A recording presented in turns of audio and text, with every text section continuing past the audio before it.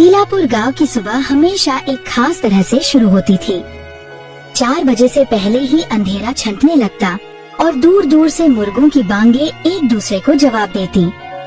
हवा में ठंडक रहती, लेकिन धीरे धीरे सूरज की पहली किरणें पहाड़ियों के पीछे से झांकने लगती।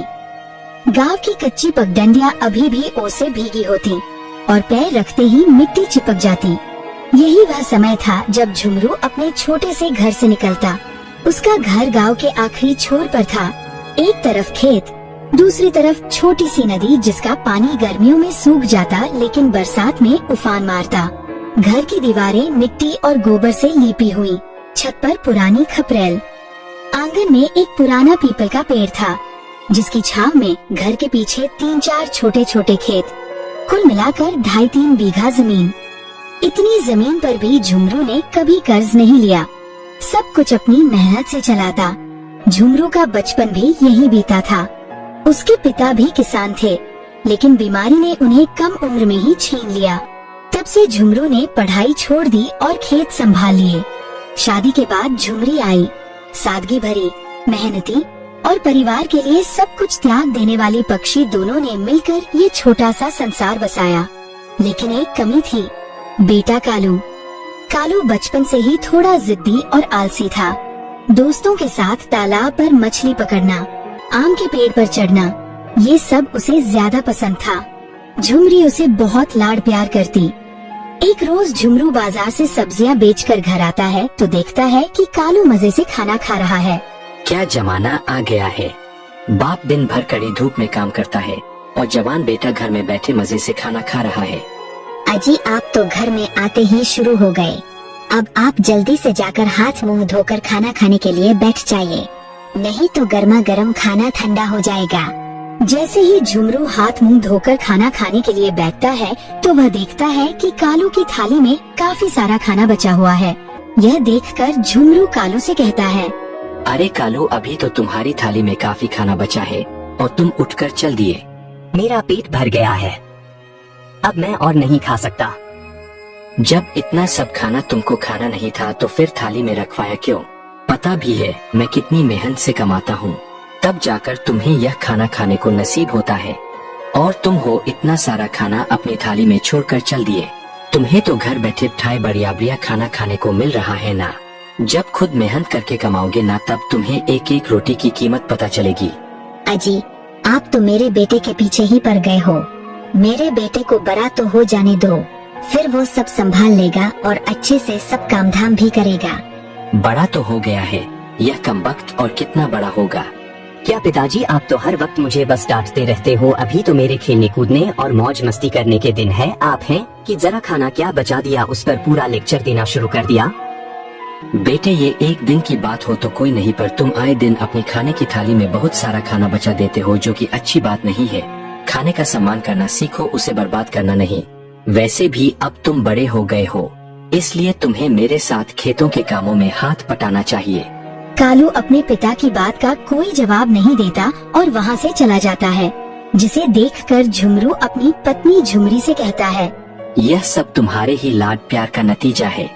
अच्छा होगा कि तुम समय रहते इसे इसकी जिम्मेदारियों के बारे में कुछ सिखाओ। ऐसा कहकर झुमरू खाना खाकर अपने खेतों में काम करने के लिए चला जाता है। वो खेतों में काम करके थका हारा रात के समय घर में आता है और आते ही चारपाई पर लेट जाता है।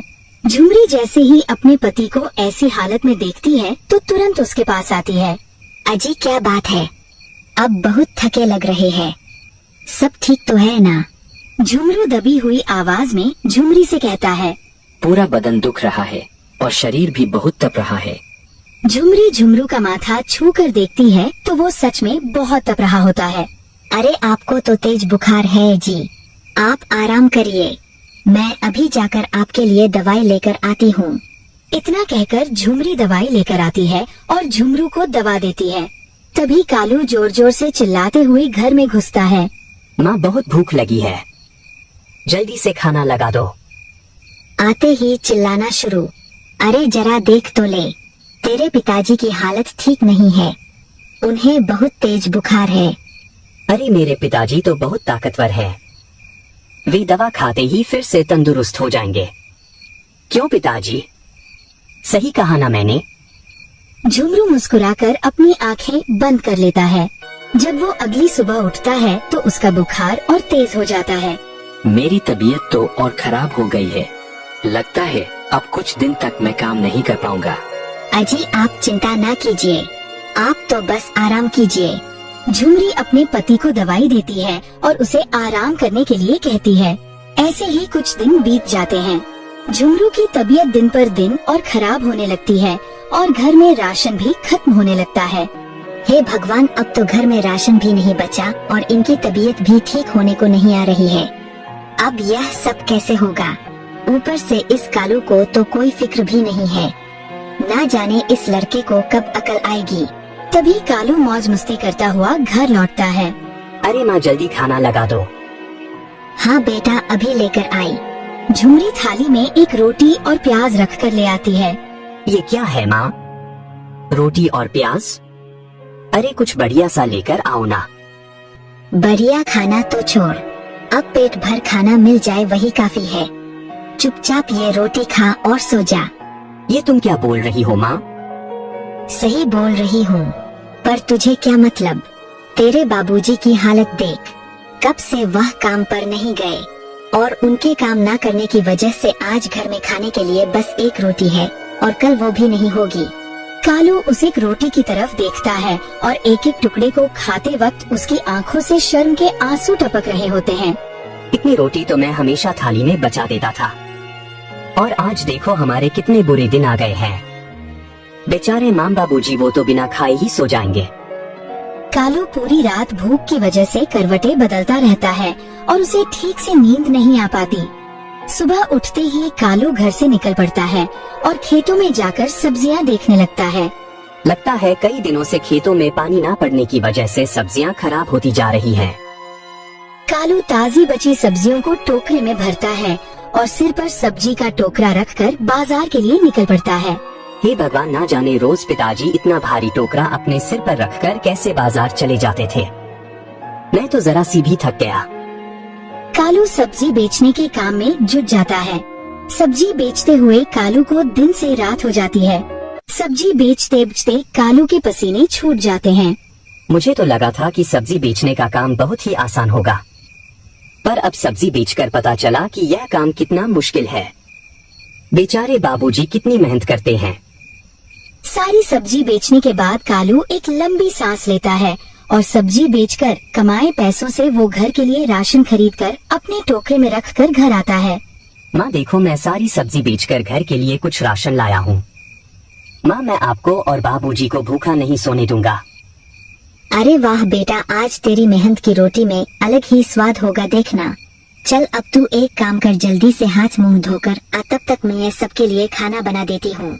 झुमरी जल्दी से दाल रोटी बनाकर कालू के लिए थाली में परोसती है। कालू खाना खाने के लिए बैठता है और थाली की ओर देखता हुआ बोलता है, अरे वाह माँ, खाने से तो बड़ी अच्छी खुशबू आ रही है। कालू जल्दी जल्दी दाल रोटी खाने लगता है और एक टुकड़ा भी थाली में नहीं बचाता। तुझे तो दाल रोटी जरा भी पसंद नहीं और आज सब चट कर दी। माँ, आज मैंने पहली बार अपनी मेहनत की दाल रोटी खाई है और इसमें जो स्वाद था वो मुझे कभी नहीं आया। आज मुझे रोटी की कीमत समझ आई है माँ, जब मैंने पूरा दिन मेहनत की और खुद राशन खरीद कर घर लाया।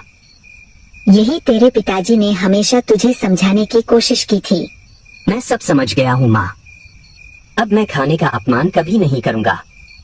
अगले दिन से कालू रोज सुबह सुबह काम पर निकल जाता है और खूब मन लगाकर काम करता है। आज मेरा नालायक बेटा लायक बन ही गया। सही कहते हो जी। एक दिन कालू रोज की तरह काम पर निकल पड़ता है। रास्ते में उसे एक बच्चा दिखता है जो अपने टिफिन की रोटी निकालकर फेंक रहा होता है। कालू तुरंत उसे रोकता है। नहीं बेटा, ऐसा मत करो। पता है यह एक रोटी की कीमत क्या है? तुम अभी शायद ना समझ पाओ, पर जब यह एक रोटी भी नसीब नहीं होती है ना तो रातों की भी नींद उड़ जाती है।